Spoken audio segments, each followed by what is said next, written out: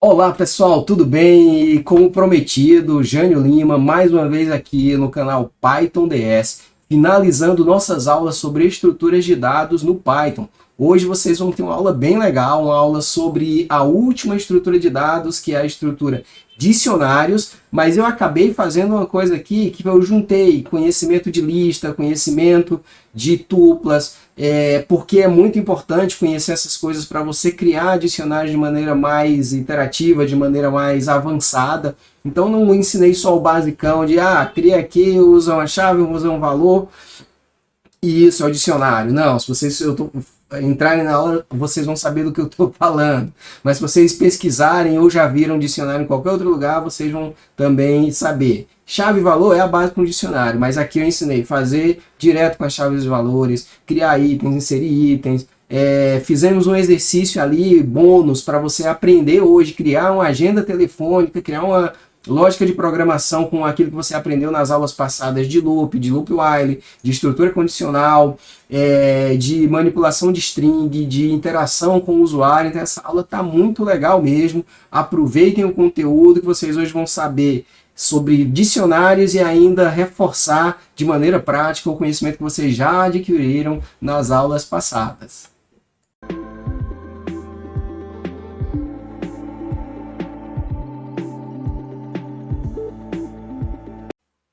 Então, pessoal, continuando aqui para os dicionários, né? Como eu falei na abertura, nossa última estrutura de dados nativa do Python. Uma forma bem simples de entender dicionário, até um dos exemplos mais comuns até da documentação, é imaginar uma agenda telefônica, né? Claro que isso aqui a gente não vai usar o tempo inteiro, esse tipo de solução, você tem várias outras, né, para você fazer uma agenda simples, mas para a gente entender o conceito de chave e valor, que é a base de um dicionário no Python, é bem interessante esse primeiro exemplo aqui, que eu estou trazendo para vocês. Basicamente aqui, imagine que eu vou ter uma variável, vou receber um determinado conjunto de dados, assim como todos os demais que a gente viu, tem uma forma específica de se criar um dicionário dentro do Python. No caso aqui, a notação precisa ser essa notação, usando aqui as chaves para abrir e fechar o conteúdo do nosso dicionário. Porém, diferente do que a gente viu na outra estrutura de dados que usa dicionário, é que eu vou ter sempre um determinado termo que vai funcionar como a chave do meu dicionário, dois pontos e depois o valor que aquela chave determinada vai receber. Então, vamos aqui fazer a nossa execução. Vamos dar uma olhadinha como ele aparece aqui para a gente. Ó. Olha que aqui no Spider, né, ele já faz uma divisão bem interessante, que ele mostra aqui, ó, de um lado as chaves, como se fosse uma coluna de uma planilha qualquer, do outro lado o valor. Isso aqui, numa ilustração comum em uma outra IDE ou direto no idle, não vai ter essa estrutura bem organizadinha como a gente está vendo aqui, mas essa estrutura do Spider é interessante para que nós possamos entender a lógica como as informações são armazenadas na memória do computador quando você está usando uma estrutura dessa. Então ele vai ter sempre aqui, então, como eu falei, primeiro pedacinho que a gente colocou ali a palavra, né, uma string, ficou lá como Jânio. Ele diz aqui os tipos, né, dos dados que estão armazenados na parte aqui do valor. Então notem que esse tipo aqui ele está se referenciando para que aqui a minha chave é uma string. Eu posso ter chave de outra forma, Jânio? Pode sim, mas vamos por partes aqui. Então pegar aqui, vamos ver como eu veria isso ali na saída do meu prompt, que é isso aqui, ó, que vai ficar em qualquer outra IDE, né? Aquela visualização bonitinha do Spider, só aqui mesmo em alguma IDE similar, né? Então ele sempre vai me mostrar dessa forma aqui, exatamente como eu inseri. Eu tenho algumas formas de acessar esses conteúdos. A primeira delas é eu verificar, digamos aqui está simples, né? Só temos dois registros no meu dicionário. E notem que eu falei registro, é isso mesmo, é como se fosse um registro no banco de dados, uma tupla em um banco de dados, em que você tem aqui cada conjunto chave-valor é um registro. Eu não tenho aqui 4 registros, Jânio, esse número, João, este número. Para o Python, aqui a composição disso tudo aqui, da chave e do valor, é um único registro. E aí eu posso verificar todas as chaves que eu tenho em um determinado dicionário, simplesmente fazendo isso aqui, ó. O nome do dicionário, ponto, a palavrinha ou o método keys. Então, fazendo isso, ele exibe aqui para mim, ó, ele me mostra que eu tenho, dentro do meu dicionário, eu tenho uma lista de chaves. E as chaves desse dicionário em questão aqui são as palavras Jânio e João, ou essas duas strings. Se eu quiser ver apenas os valores, posso ver aqui também, da mesma forma, chamo o nome do dicionário, notaçãozinha de ponto, e aí o método values, ou seja, os valores contidos naquele dicionário. E aí ele vai me dar aqui os valores que eu tenho naquele dicionário. Pode ser que em algum tipo de organização que você esteja fazendo dos seus dados, você queira em determinado momento ver apenas as chaves, em algum momento ver apenas os valores. E aí eu começo a ter algumas possibilidades de brincar aqui. Diferente de uma lista, ou de uma tupla, ou de um conjunto que nós aprendemos nas aulas passadas, e se não viu, volta lá nas aulas passadas para entender, porque a gente inclusive vai poder utilizar algumas dessas ferramentas aqui, tuplas, ou listas, por exemplo, para popular o conteúdo de um dicionário. Mas vamos lá, vai lá para a outra aula se você não aprendeu sobre ela, dá uma olhadinha lá, volta para cá, ou então organiza aí da melhor forma que você achar interessante seu estudo. Mas voltando aqui, então, diferente das listas e das tuplas que você precisava saber a posição em que uma determinada informação estava dentro daquela conjunto de dados, aqui eu não preciso disso. Aqui eu uso as chaves exatamente como uma forma de simplificação da indexação dos dados dentro da minha estrutura. Então eu vou usar aqui, para acessar o conteúdo de um dicionário, eu posso ver ele simplesmente dessa forma. Coloco o dicionário, notaçãozinha de colchetes, e aqui dentro, ao invés de colocar um número como a gente fazia lá nas outras estruturas, eu posso colocar diretamente uma das chaves. Então, se eu faço isso aqui, vejam o que vai acontecer. Ele mostra para mim o conteúdo, o valor que está associado àquela chave. Eu posso utilizar também a anotação de colchetes, não apenas com a chave, não apenas para acessar os dados, mas também para fazer manipulação ou alteração dos dados quaisquer em uma determinada em um determinado dicionário. Eu posso fazer isso aqui, ó, vejamos aqui, eu estou fazendo exatamente exatamente não, estou fazendo uma pequena mudança aqui. Eu percebi, digamos que depois que eu registrei o telefone do João, que eu digitei errado no telefone dele. Então eu posso vir aqui e fazer isso aqui, ó.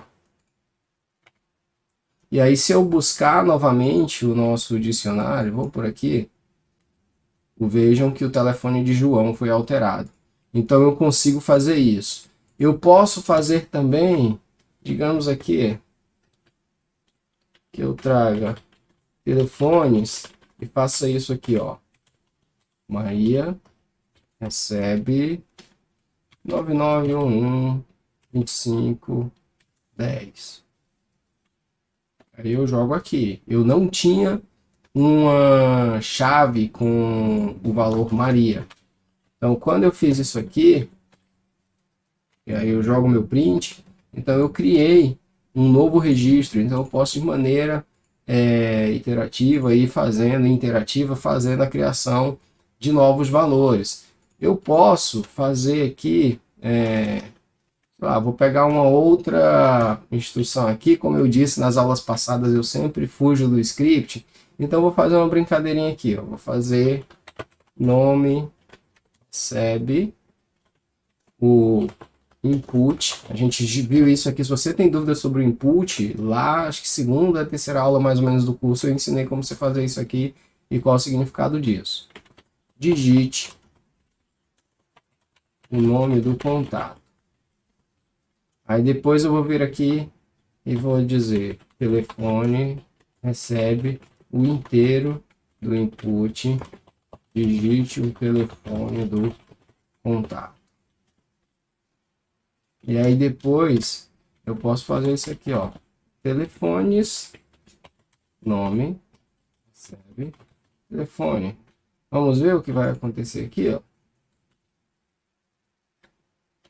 Eu vou inclusive rodar todas as linhas de uma vez só, que aí ele vai fazer de maneira sequencial. Digite o nome. O nome, deixa eu ver aqui, Rambo. O telefone do Rambo não vai ligar para ele não, gente. 2511 0101. Pronto. E aí agora vamos fazer o print telefones novamente. E aí agora nós temos a nossa agenda ali com mais um registro. E temos inclusive como a gente fazer aqui uma brincadeira para fazer a criação de uma agenda. Vou mais um pouquinho agora, gente. Ainda, ó, comecinho da aula, 20 primeiras linhas, já saí do script, mas não tem problema. Agora eu vou deixar um desafio agora. Peguem esse código para vocês, usem o que vocês aprenderam na aula de loop, e aí nesse caso aqui vai precisar ser um loop while, e vocês vão fazer uma coisa que eu disse para ter cuidado para não fazer, que seria criar um loop infinito. Vamos criar um loop infinito para transformar essas pequenas linhas que a gente aprendeu em um programa de agenda, em que você consegue de maneira ali iterativa ir digitando os seus contatos na agenda. Faz o seguinte aí, vai aparecer a professora no nosso vídeo, sempre que ela aparece é a hora de fazer exercício. Então, dá uma pausa, tenta fazer esse desafio que é transformar o que você aprendeu até aqui nesses primeiros minutinhos, mais essas 3 linhas de código, pode copiar, pode pausar, volta lá, digita, e mais um loop while numa agenda que vai digitar até que você dê um determinado comando para parar.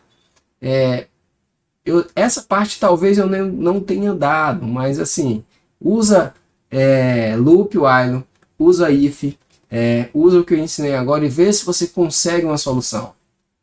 Dá pausa, vou entender que agora você tirou da pausa e aí eu vou dar a minha solução aqui. Espero que não dê problema igual a 2 aulas atrás que eu fiz uma brincadeira dessa, deu problema no meio, tive que resolver, mas vamos lá. Como dizia lá o Faustão, né? Quem sabe faz ao vivo. Vamos ver lá. Então vou fazer o seguinte aqui, ó. Agenda interativa. Eu vou fazer o seguinte, ó. While true. Sempre que você quer criar um loop infinito e que não é por um erro como aqueles que aconteceram ou que poderiam acontecer nos alertas que eu dei na aula de loop while, você pode fazer isso aqui, ó. True. O true ele vai significar o seguinte, se enquanto não tiver alguma coisa ali anormal, ele vai continuar. E o anormal, para tirar a condição true, é uma cláusula chamada break, que a gente vai ver aqui. Então, o que eu vou fazer aqui, ó? Tal aqui, ó, trouxe para cá. Se eu rodar, eu não vou fazer isso para a gente não perder tempo. Se eu rodar do jeito que está, nunca vai ter aqui um erro nessas 3 opções aqui. Porque tá tudo direitinho aqui, a gente acabou de testar sem problema e funcionou. Então eu preciso criar uma outra condição aqui. E aí eu posso fazer o seguinte aqui, ó. Eu tenho algumas alternativas, mas eu vou colocar uma bem simples aqui, ó. Continuar, vou criar uma variável chamada continuar. Vou trazer aqui um input e vou colocar o seguinte, ó. Input. Deseja adicionar outro registro. Aqui, gente, é claro, isso não é a forma mais simples, mas eu vou colocar o seguinte, ó. S ou N aqui. Então, você vai ter que digitar o sim ou não. Se digitar uma coisa diferente, aí pode dar um erro e aí não funcionar muito bem o que a gente quer aqui. Mas vamos aqui, vamos entender que o usuário aqui não é bem obediente e tal, mas vamos lá. Se continuar, se continuar igual a S, ele não faz nada. Então eu preciso descontinuar, gente, é uma coisa também para simplificar a lógica. Muitas vezes a gente faz uma estrutura condicional e a gente coloca, às vezes, todas as possibilidades. Às vezes, isso é interessante para deixar mais explícito o código, mas em algumas situações não. Porque se eu disse que o loop é um loop infinito, o while true, ele vai continuar fazendo, então eu não preciso fazer nada no continuar igual a sim. Eu preciso fazer alguma coisa no continuar igual a não. Concordam comigo? Parem para pensar se faz sentido o que eu acabei de falar. Se não faz, comentem aí. Mas vamos lá. Partamos do pressuposto de que eu estou certo. If continuar igual a não, aí aqui você vai fazer o break. O break, ele é exatamente o que faz um verdadeiro em um loop se transformar num falso ou parar o meu loop. E aqui a explicação é mais ou menos isso. Ó. Break may only occur syntactically nested in a for or while loop, but not nested in a function or class definition within that loop. It terminates the nearest closing loop, skipping blá blá blá. Eu não vou continuar aqui não, mas basicamente aqui, né, traduzindo o que ele está falando, ele diz que o break, né, ele deve ser usado de maneira correta, né? Dentro de loops, for ou while, é mais comum até no while do que no for, porque no for, como eu expliquei na aula, em uma das aulas passadas, ele é um pouco mais controlado, então ele não vai normalmente ele não vai precisar de um break, mas o while, sempre que eu crio alguma situação como essa aqui, eu crio várias condições ali, no meio dessas condições eu quero que uma delas pare o meu loop, eu posso usar essa brincadeirinha de trazer o while para a jogada. Então aqui, ó, vamos só reavaliar o while true, ou seja, cria um loop infinito, que vai receber os dados de telefone, de nome e telefone em uma determinada agenda, e que vai adicionar de maneira constante, né, repetitiva, esses registros na minha agenda. E ele vai, a cada novo registro adicionado, perguntar se eu quero continuar sim ou não. Se eu responder sim, como eu não tenho nada a ser feito com esse sim, ele simplesmente, o while continua com a condição de verdadeiro e vai ficar se repetindo. Se eu responder não, ele vai me dar um break e finalizar o meu programa. E aí eu posso, inclusive, fazer uma brincadeirinha aqui, ó.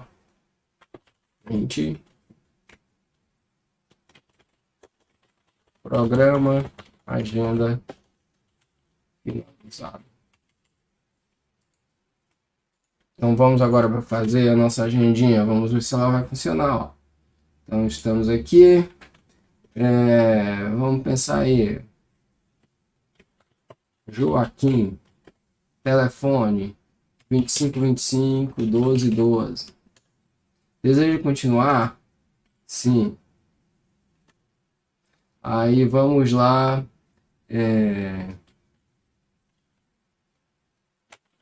Mário. Telefone. Vamos ver. Vou colocar aqui, inclusive vou fazer acontecer um erro aqui. Agora, digamos que eu não quisesse continuar. E eu jogue o Szinho assim. Olha que ele está me pedindo um S maiúsculo. Eu estou colocando um minúsculo. E aqui ele só está colocando a possibilidade do N, né, ser minúsculo. Na verdade, aqui eu tenho que mudar, né? Digamos que aqui o que eu quisesse era parar e não continuar.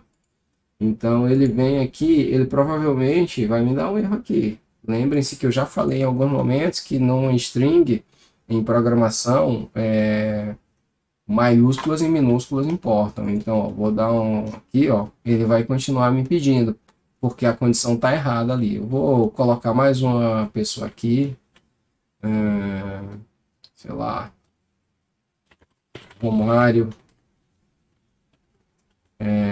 recebe 2525 0011, camisa 11 aí.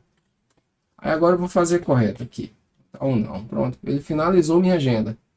Percebam que tirando esse pequeno erro que eu fiz de propósito aqui para ensinar para vocês uma outra coisa interessante, eu acredito que na aula sobre strings eu cheguei a falar sobre isso, mas de qualquer modo, vamos lá então, vamos ver a nossa agenda. Ó, nossa agenda está ficando bonita, bem preenchidinha aqui. Ó. Se eu vier aqui na minha agenda, nessa visualização então, ó, show de bola. Agora vamos corrigir isso aqui. Ó. Se eu tenho uma string qualquer, Vamos lá, inclusive o continuar, pronto, ó, o continuar. Ele tá com N assim, né? Vamos fazer isso aqui, ó. Continuar, recebe N. Então, continuar. Vejam o que que eu fiz aqui, Jânio. Eu manipulei o conteúdo, olha. Este método chamado upper, deixa eu trazer ele para cá, porque o zoom dessa área aqui fica um pouco ruim. Mas nessa aqui fica melhor. Vamos lá, ó. Vou primeiro buscar o continuar, ó. Continuar. Ele tem lá um N. Aí eu faço isso aqui, continuar, ponto upper, ele vai lá e mostra aquela letra em maiúscula. Então, esse upper, ele é uma função que funciona para strings em geral. Vou fazer novamente aqui, perdoe. Estou sempre fazendo ali, mas ali é legal para a gente ver o resultado, mas você vai ter que dar um zoom. Então, para ver o comando, fica aqui, ó. Jânio é uma string qualquer. Eu posso fazer isso aqui também, ó. Se eu rodo essa linha, vejam o que, que vai aparecer lá. Então, vai aparecer o Jânio em maiúsculo. Eu tenho o upper e eu tenho o oposto do upper. Digamos que eu tenho assim, ó, Jânio, eu posso querer isso aqui, lower. Vamos ver em minúsculo. Isso aqui, gente, é bastante importante. Vejam que isso aqui é conteúdo bônus dessa aula. Porque muitas vezes eu vou precisar fazer algum tipo de tratamento na string, seja para fazer comparação, verificar o que tem ali dentro. E o interessante é que o upper e o lower, eles não alteram o conteúdo. Vejam que eu fiz ali, né, a manipulação do conteúdo do continuar. E se eu fizer um print dela, ou tentar exibir, ele continua como minúsculo. Ele simplesmente naquele momento faz ali a transformação, mas não faz internamente. Então, para que isso serve? Em programas como esse, que às vezes você vai precisar usar uma letra, uma palavra, qualquer coisa, você pode fazer isso aqui, ó. Upper. E se eu fizer isso aqui, ele vai pegar, tanto faz se a pessoa digitou corretamente ou errado, como eu fiz aqui, que ele vai trazer para mim a transformação. E aí ele vai transformar isso aqui num N em maiúsculo. Então vai funcionar perfeitamente. E eu tenho ainda um outro conteúdo bônus aqui para essa aula. Mas vamos lá, vamos primeiro fazer isso aqui rodar. Vou fazer só um registro, assim, a gente já viu que está funcionando tudo direitinho, então só para vocês verem aqui o funcionamento. Agora eu vou colocar lá o nome, Bebeto. E vou colocar o telefone do Bebeto, vai ser 55550007. Camisa 7. E agora eu vou colocar o minúsculo. E percebam que ele funcionou corretamente. Vou fazer uma última brincadeirinha aqui ainda, ó, manipulação de string com dicionário, com bastante coisa. Só isso aqui daria uma aula separada, gente. Então já vale com certeza aí a inscrição ou o like. Vamos fazer agora uma outra brincadeira que a gente também já aprendeu, ó. Continuar, vai receber agora o sim. Ih, Jânio, mas eu quero só uma letra, cara. O que eu faço aqui? Gente, vocês já viram, muitas coisas em programação é simplesmente a gente usar lógica. Vocês viram que eu consigo acessar os elementos de um string da mesma forma que eu consigo acessar elementos de uma lista, de uma tupla. Porque, na verdade, um string é como se fosse uma lista de caracteres. Então, o valor de uma string na posição 0 vai ser sua primeira letra. Então, eu posso fazer isso aqui, ó. Continuar sim. Se eu exibir o continuar completo, vocês já sabem que vai aparecer a palavra sim. Agora, se eu exibir o continuar 0, vai aparecer apenas a palavra não. E eu posso ainda apenas a letra S. Se eu fizer isso aqui também, ó, ali o S minúsculo. E agora eu ainda posso fazer uma outra brincadeira. Pensem sempre, gente, que quando você está fazendo essas manipulações aqui e você não está gravando aquilo numa variável qualquer, o que eu tenho é aquele valor do caractere que eu estou manipulando na memória ali do computador, né, no que a gente chama lá no Windows, né, de área de transferência, mas está na memória do computador em um local ali transitório. Eu posso então, assim, primeiro eu já brinquei com isso aqui, trouxe o upper ou o lower. Eu posso ainda fazer isso aqui, ó. Agora peguei só uma letra. Aí, se eu já tenho essa letra, se eu consigo fazer com a variável, eu consigo fazer com o texto direto, por que eu não consigo fazer com um pedacinho dele? Então, eu consigo fazer assim, gente. Então, se eu fizer isso, vejam o que vai acontecer, ó. Então ele pegou a primeira letra da palavra que eu respondi e depois transformou ela em maiúsculo. Então eu posso simplesmente fazer isso tudo aqui, ó. E aí o meu programa está realmente inteligente. Claro, dá para melhorar, mas vamos lá. Rodar novamente. Vamos inserir uma outra pessoa aqui. Vamos lá. Darth Vader. E aí digamos que o telefone do Darth Vader é o 0000 vazio. E aí eu posso botar o sim. O sim é para ele continuar. Vamos lá, vou colocar Princesa Leia. E digamos que o número dela seja 99999999. Quero outra pessoa? Não. Aí digitei tudo errado. Nem botei só a primeira letra, nem coloquei em maiúsculo. Mas ele foi lá e corrigiu perfeitamente. E temos agora o nosso dicionário aqui bem atualizadinho. Então, gente, só com isso aqui já dá para vocês já aprenderam um dicionário, já aprenderam a fazer um programinha aí, que essa mesma lógica vocês conseguem usar para várias outras coisas, tá bem? Então, já ficou aí um bônus bem legal. Mas digamos agora eu tenho esse dicionário, cara, mas tá feio isso aqui, Jânio. E nem sempre eu vou ter um cara espertão quanto Spider para como o Spider para poder ficar brincando com dado assim. Então, como é que eu poderia ver isso aqui de maneira mais organizada? Além do keys e do values que eu falei ali em cima, eu tenho dentro do dicionário também um outro método de acessar o seu conteúdo, que é o items. Antes de fazer esse loop aqui, vamos ver o items por fora, para ver aqui. Novamente saindo do roteiro, mas é legal para vocês entenderem o que está acontecendo. Então, ó, o items, ele vai fazer isso aqui, ó. Ele vai pegar, ó, tudo que eu tenho dentro do meu dicionário. Então, aqui ele tem os itens, tá vendo aqui, ó? Tudo bonitinho ali.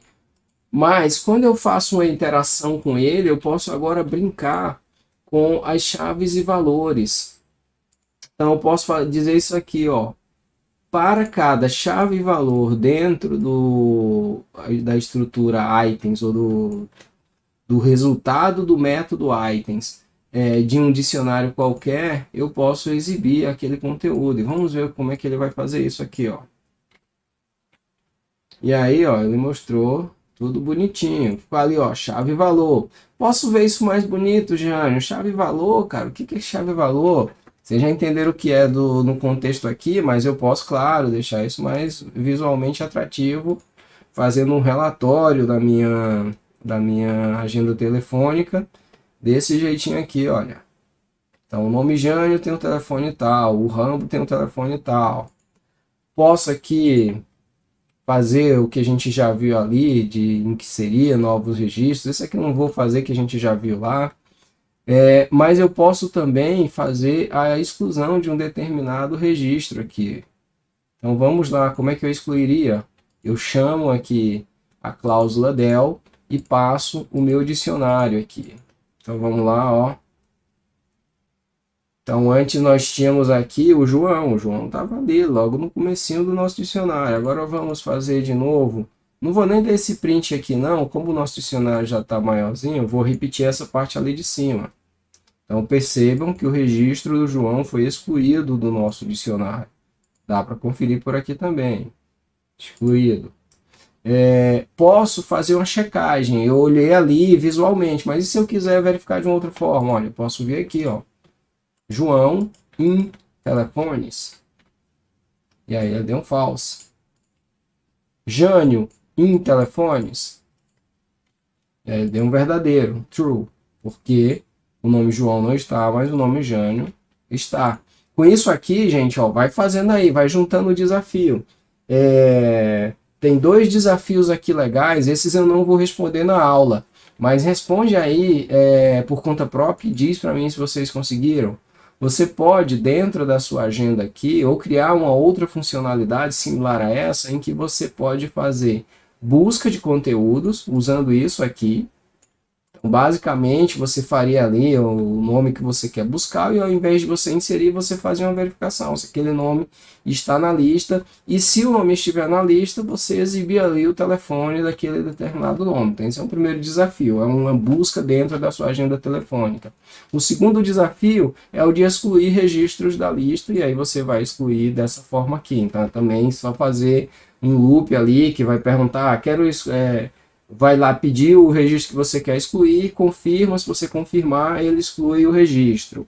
Depois que excluiu, ele vai lá e te pergunta se você quer excluir mais um registro. Então é uma outra funcionalidade legal que daria para fazer um programinha bem completo de agenda telefônica, e fica aí a dica de exercício. Pessoal, espero que vocês tenham gostado dessa primeira parte aí da aula de dicionário, assim. Novamente, como já aconteceu em outras aulas, eu fugi do script ali, para poder entregar um bônus, porque para mim, assim, o meu compromisso não é com fazer coisa curtinha, sair correndo, assim. Quem quiser simplesmente ir no estilo perna longa, é melhor ir assistir, porra. Foi longe agora, né? Mas é isso. Quem quiser estilo perna longa, papaléguas ali, tem que ir assistir desenho animado. Aqui é pra gente aprender de verdade e para prover vocês realmente com conhecimento.